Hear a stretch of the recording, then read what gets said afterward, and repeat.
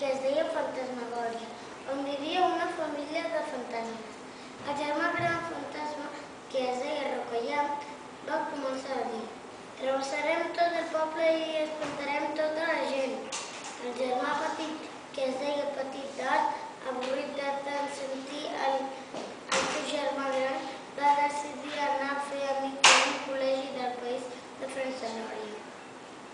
Quan els nens el van veure, van començar a córrer molt i molt, espantats. El Petit d'Art els va dir: no tingueu por, jo sóc el Petit d'Art, un fantasma bo. He vingut a aquest col·legi per fer amics. Aquella mateixa tarda, els nens de l'escola tenien un partit molt important de futbol contra l'equip d'una altra escola. El Petit d'Art va ajudar els seus amics fent-se invisible.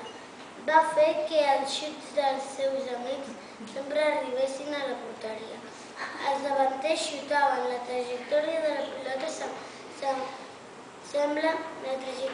pilota sembla que no havia d'entrar a la porteria, però màgicament el fantasma variava el seu camí i marcava gol.